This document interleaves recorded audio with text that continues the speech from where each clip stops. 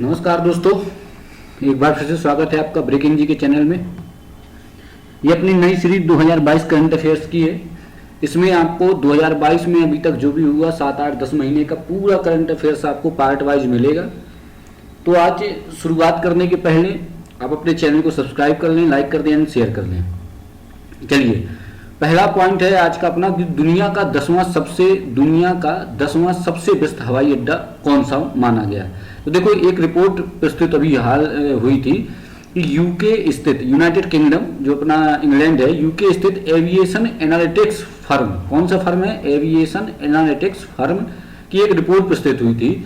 उसके अनुसार अक्टूबर 2022 में इंदिरा गांधी अंतर्राष्ट्रीय हवाई अड्डा, इंदिरा गांधी अंतर्राष्ट्रीय हवाई अड्डा आप लोग समझते हैं कि जो दिल्ली पे स्थित है, इंदिरा गांधी अंतर्राष्ट्रीय हवाई अड्डा नई दिल्ली, दुनिया के 10वें सबसे व्यस्त हवाई अड्डे के रूप में उभरा है। मतलब इससे करनी चाहिए, इसका क्वेश्चन ये बनेगा कि भारत का सबसे व्यस्ततम हवाई अड्डा कौन सा है। तो उसमें आपको टिक करना है इंदिरा गांधी अंतर्राष्ट्रीय हवाई अड्डा, जो कहाँ स्थित है, नई दिल्ली में स्थित है। वो भारत का सबसे व्यस्ततम हवाई अड्डा है। और विश्व में कौन से नंबर पे व्यस्ततम है, तो आपको ये पता है ये कौन से नंबर है, ये 10वें नंबर पर व्यस्ततम हवाई अड्डा है। अब दूसरा टॉपिक देखते हैं, दुनिया की सबसे लंबी रिवर क्रूज सेवा यात्रा। रिवर क्रूज सेवा यात्रा मतलब ये है कि जो नदी या तालाब या पानी या मतलब समुद्र में जो भी एक क्रूज की एक सेवा यात्रा, जिस क्रूज आप लोग जानते हो कि क्रूज क्या होता है। क्रूज तो जब फेमस हुआ, जब शाहरुख खान का लड़का जब पकड़ा गया था क्रूज में, तो लंबी रिवर क्रूज सेवा यात्रा कौन सी थी, इसके बारे में डिटेल है। दूसरा,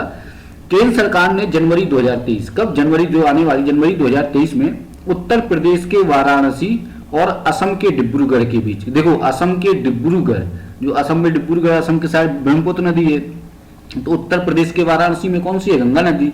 तो उत्तर प्रदेश के वाराणसी में और असम के डिब्रूगढ़ के बीच दुनिया की सबसे लंबी नदी क्रूज करने का प्रस्ताव रखा है। मतलब ये है कि अब अपन वाराणसी से असम के डिब्रूगढ़ तक नदी ही जा सकते हैं। मतलब कोई एक नदी ही एक मतलब रास्ता बनाया गया है वाराणसी और असम के डिब्रूगढ़ के बीच क्रूज बनाने का प्रस्ताव रखा गया है। कि देखो, जो सड़कें हैं वो इतनी ज्यादा व्यस्त हो चुकी है, वहां से सामान ले जाना ट्रकों के द्वारा, अब क्या होगा कि नदियों द्वारा ही सामान जो है तो डिलीवरी उसकी की जाएगी। उत्तर प्रदेश के काशी से दुनिया की सबसे लंबी रिवर क्रूज यात्रा 10 जनवरी 2023 से शुरू होने वाली है।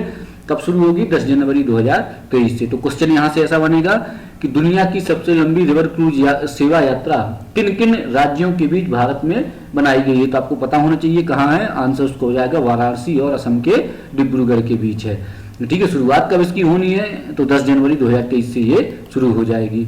अब अगला अपना पॉइंट है, देश का पहला महिला मोहल्ला क्लिनिक। देखो भैया, ये जो मोहल्ला क्लिनिक का कॉन्सेप्ट है ये केजरीवाल जी लेके आए थे। तो देश का पहला महिला मोहल्ला क्लिनिक, अब केवल पर्टिकुलर महिलाओं के लिए एक मोहल्ला क्लिनिक की शुरुआत की है उन्होंने। तो कहाँ की होगी, दिल्ली में सरकार है, और पंजाब में तो दिल्ली में ही की होगी। चलिए देखते हैं क्या है। तो देखो, 2 नवंबर 2022 की बात है को दिल्ली के मुख्यमंत्री अरविंद केजरीवाल जी ने राजधानी दिल्ली में देश का पहला महिला मोहल्ला क्लिनिक का उद्घाटन किया। देश का पहला महिला मोहल्ला क्लिनिक का उद्घाटन किसने किया था, अरविंद केजरीवाल ने। कहां पर किया था, दिल्ली में किया था। इसमें होगा क्या, इसमें वही होगा कि महिला मोहल्ला क्लिनिक में दवाइयां और महिलाओं से जुड़े सभी टेस्ट मुफ्त में होंगे। तो ये जो है तो देश का क्वेश्चन इसका क्या बनेगा कि देश का पहला महिला मोहल्ला क्लिनिक कहां पर खोला गया। तो आपको पता होना चाहिए कि देश का पहला महिला मोहल्ला क्लिनिक कहां खोला गया, नई दिल्ली में खोला गया। अब अगला अपना जो आज का टॉपिक है वो है वीरांगना सेवा केंद्र। ये क्या है, देखो इन्हीं से क्वेश्चन आता है, वीरांगना सेवा केंद्र क्या है। 4 ऑप्शन दे देंगे, तो चलिए इसकी डिटेल जानते हैं।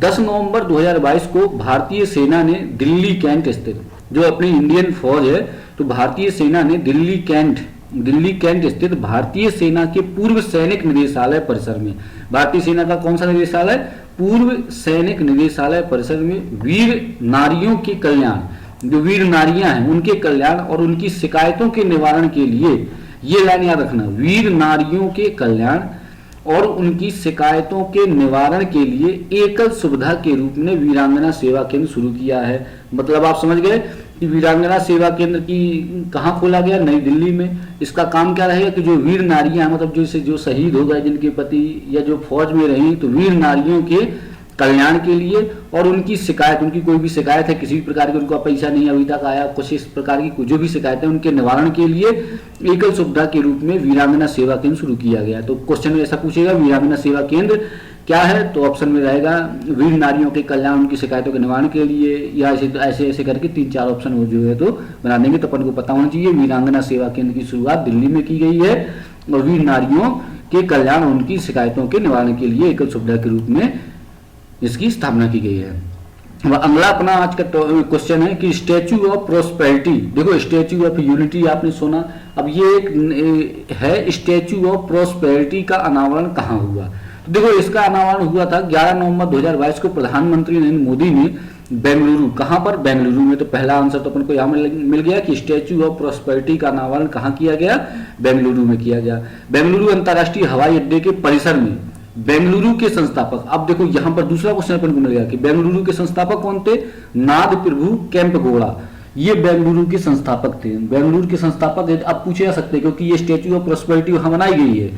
तो बेंगलुरु के संस्थापक थे नाद प्रभु केम्पेगौड़ा की 108 फीट की कांस्य प्रतिमा का अनावरण किया गया। कितनी फीट है, 108 फीट की कांस्य प्रतिमा का अनावरण कहाँ किया गया, बेंगलुरु अंतर्राष्ट्रीय हवाई अड्डे में। बेंगलुरु के संस्थापक कौन थे, नाद प्रभु केम्पेगौड़ा। तो इससे 3-4 क्वेश्चन अपन को मिल जाएगा कि स्टैच्यू ऑफ प्रोस्पेरिटी का कहाँ पर स्थित है, तो भारत के बेंगलुरु में स्थित है। बेंगलुरु के संस्थापक कौन थे, तो नाद प्रभु केम्पेगौड़ा जी संस्थापक थे। स्टैच्यू ऑफ प्रोस्पेरिटी जो नाद प्रभु केम्पेगौड़ा बेंगलुरु के संस्थापक थे, उनकी कितने फीट ऊंची कांस्य प्रतिमा का अनावरण किया गया, तो 108 फीट ऊंची कांस्य प्रतिमा का अनावरण किया गया। तो इस प्रकार से आज का टॉपिक ये कंप्लीट, और अगले टॉपिक में चलिए मिलते हैं अगले टॉपिक में।